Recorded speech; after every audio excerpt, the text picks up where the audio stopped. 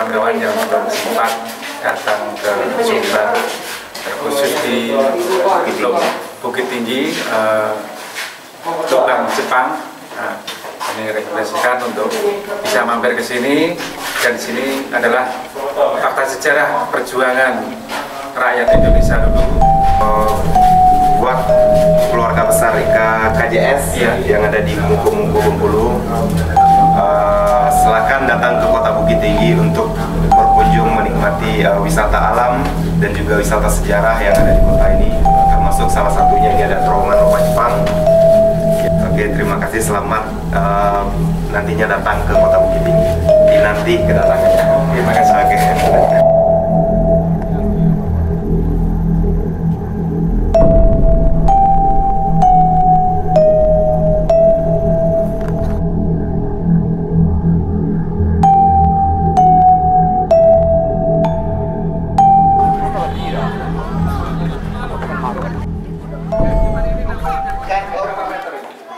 Kalau untuk turun 64 meter saja.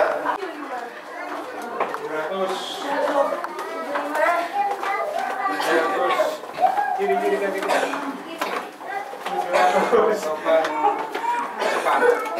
Sumbar. Pelan-pelan, Pak. Ya, pelan-pelan aja. Pelan-pelan.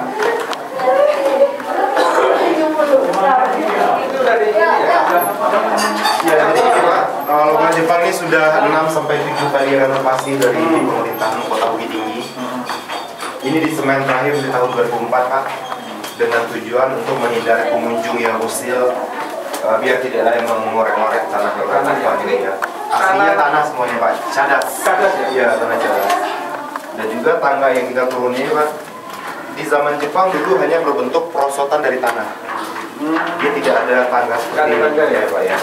Dan bagian depan ujung tangga yang kita turuni tadi, itu dulunya mempunyai diameter lebih kurang hanya sebesar lingkaran roda mobil dulu. Agak kecil di bagian atas, setelah itu baru membesar di bagian bawah. Ini dari mana lebar ini mungkin? Berapa lah ya? Gimana Pak? Lebarnya. Kalau lebar di asli Pak. Asli ya? Ya, hanya tingginya saja yang tidak asli. Bahkan sampai di dasar sini pun, ini tingginya sudah tidak asli lagi Pak. Nah, ini sudah dikeruk ulang sama Pemda Bukit Tinggi di bagian bawahnya untuk menambah tinggi lubang ini. Kalau di zaman Jepang, dulu rata-rata tinggi lubang. Itu pintu keluarnya ada berapa? Pintu keluarnya ada 2 Pak. Ya. Nah, ini lorong pertama Pak. Ini yang ke? Ini yang pertama. Jadi gini Pak, di dalam lubang Jepang ini lorong ini jumlah semuanya 21. Ya, yang mana Ini ada jalan tebasnya? terhubung semua. Jadi lorong ini satu dengan lain nyambung. Jadi misalkan kita jalan ke ujung, belok ke kiri, nanti nyambung di sebelah kanan. Jadi lubang ini tidak ada yang buntu jalan di sini Pak. Satu dengan yang lain dia saling connecting koridor. Dan kebetulan lorong di depan kita ini adalah satu-satunya lorong yang masih original di dalam sini Pak. Jadi ini sengaja tidak direnovasi oleh Pemda Bukit Tinggi untuk bukti lah bagi pengunjung yang datang ke dalam. Jadi aslinya itu jalan kita agak sedikit merunduk ke dalam sana. Berarti dulu kurang lebih mungkin seperti ini. Lebih kurang segini asli sebenarnya Pak. Nah, dan juga untuk lorong pertama ini Pak, dahulunya digunakan sama Jepang sebagai ruangan amunisi atau tempat mereka menyimpan senjata dunia Pak. Timur Raya, makanya para senjata-senjata yang dulunya dibawa ke sini disimpannya di dalam buah 6 lorong yang nantinya berada di sebelah kanan kita. Nah, tapi yang aslinya hanya yang ini aja Pak. Iya, yang lain sudah semua ya? direnovasi semua. Ini ruangan ya? Ya, jadi yang ini Pak, lorong nomor 2 ini sudah direnovasi. Jadi di tahun 2013 pernah direnovasi oleh Pemda Bukit Tinggi. Yang rencananya Pak akan dibuat, yang pertama itu ada mini teater atau bioskop di bawah tanah. Setelah itu ada museum, ada ruang market, ada lorong patung, dan juga ada kafe, toilet, dan musola. Ini rencana Pemda kita di tahun 2013. Jadi di sebelah kiri kita ini Pak, ini tembus juga pinggir jurang. Jadi yang satu lorong ini sengaja tidak dipasangi lampu untuk antisipasi biar tidak ada pengunjung yang berjalan sampai ke sebelah sana. Itu ada pagarnya? Ada pagar di ujung sana Pak, itu langsung di pinggir jurang dengan kedalaman jurang sekitar 70 meter lagi sampai ke bawah. Yang mana ini digunakan sama Jepang sebagai ventilasi udara. Jadi udara yang kita rasakan dingin di dalam sini sama sekali tidak menggunakan AC Pak, tapi udaranya alami. Yang pertama angin datang dari sini. Jadi satupun mereka tidak dibiarkan hidup. Tujuannya untuk menghilangkan jejaknya Jepang di dalam sini. Dan kalau itulah ditemukan Romawi baru setahun dari tanah desa. Tidak tahu. Nah, ini posisi kita sekarang Pak. Kita baru berada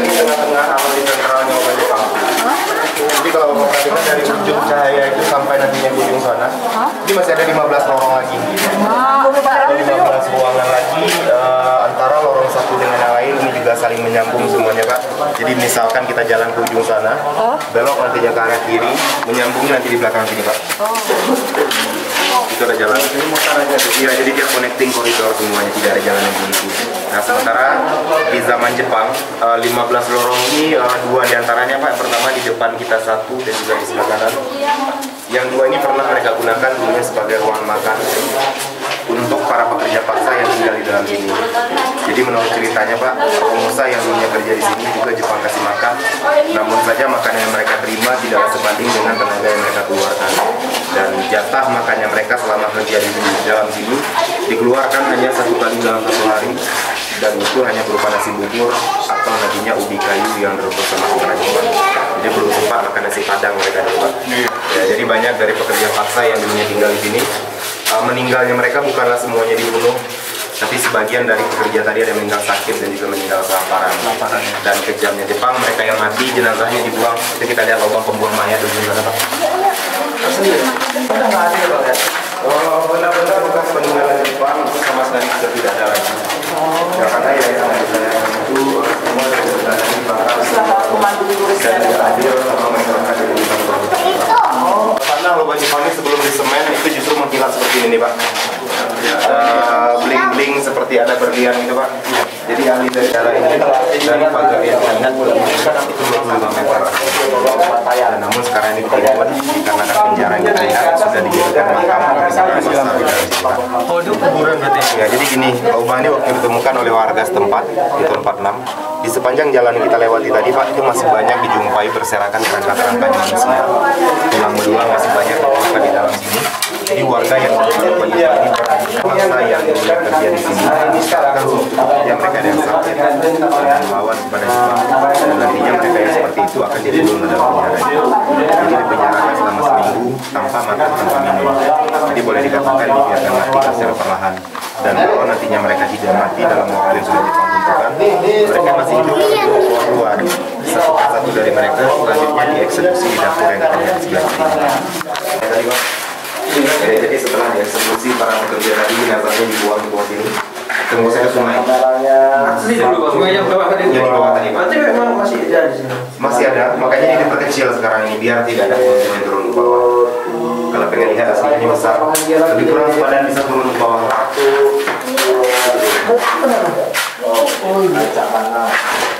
Kelihatan?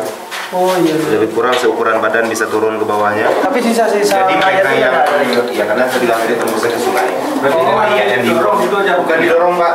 Jepang yang masuk ke dalam sini mereka seret mayat tadi. Karena ini kan bisa jalan melandai di bawahnya. Jadi mayat tadi ditarik. Nah sampai di ujung sana baru dilemparkan ke sungai. Jadi bukan dari atas ini dilemparkan. Jadi sengaja Jepang tembuskan ke sungai biar bau dari jenazah tadi tidaklah masuk sampai ke dalam sini. Makanya yang jatuh tadi langsung hanyut. Nah sementara yang di atas, ini ada pintu mengintai Pak. Ini kalau Bapak berdiri dari sini, itu kelihatan terang ada cahaya matahari di atasnya. Jadi lubang ini Jepang pergunakan untuk memata-matai aktivitas petani kita yang tinggal di kampung Kotogadang. Jadi petani kita diintai dari atas ini dengan alasan dulunya Pak, para petani tersebut pasti menjual hasil panennya ke pasar lewat jalan raya tempat itu kita keluar di sebelah kanan. Jadi diintai dari sini. Petani yang nantinya ketahuan menjual hasil panennya ke pasar disergap sama Jepang di sebelah sana Pak. Yang pintu penyergapan? Ya pintu penyergapan untuk nantinya mereka rampas hasil panen yang mau dijual, yang nantinya dibagikan kepada pekerja yang tinggal di dalam sini buat konsumsinya mereka. Dan sementara petani yang ditangkap, mereka bukan dilepas dan juga tidak disuruh bekerja, melainkan dibunuh di dalam dapur yang kita cari Pak. Jadi orang Bukit Tinggi nggak boleh kerja di sini Pak. Jadi kalau ada masyarakat yang ditangkap, pasti akhirnya meninggal di dalam sini. Foto dulu? Boleh kan? Jadi untuk kawan-kawan yang belum sempat datang ke Sumbar, terkhusus di Bukit Tinggi, Lubang Jepang, ini rekomendasikan untuk bisa mampir ke sini. Dan sini adalah fakta sejarah perjuangan rakyat Indonesia dulu melawan Jepang. Tapi di sini banyak hal-hal yang bisa kita pelajari, bahwa dalam merebut kemerdekaan itu sangat butuh perjuangan yang sangat berat. Jadi untuk kawan-kawan yang belum sempat datang, sediakan untuk datang buat keluarga besar KJS yang ada di Mungko Bengkulu. Silakan datang ke Kota Bukit Tinggi untuk berkunjung menikmati wisata alam dan juga wisata sejarah yang ada di kota ini.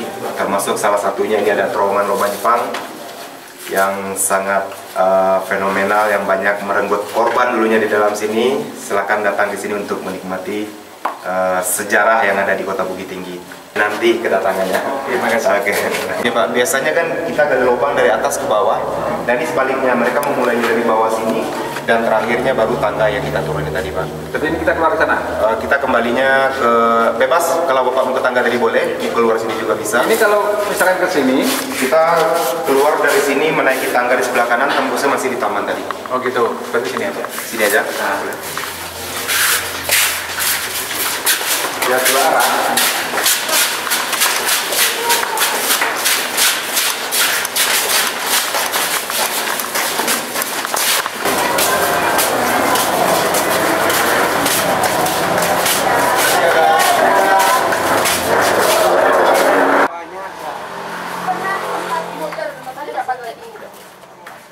Sore kalau kayak libur kayak gini. Pinggir.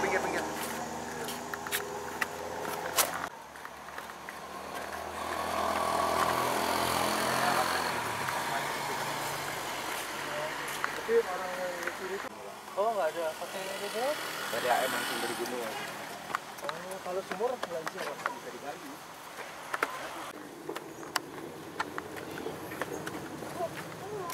Jauh ini.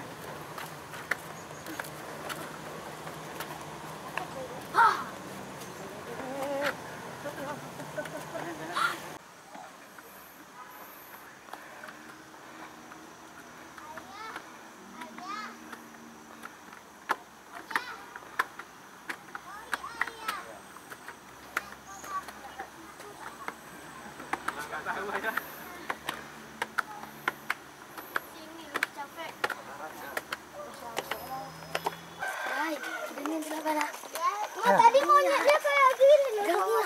Dekat. Dekat di pinggir.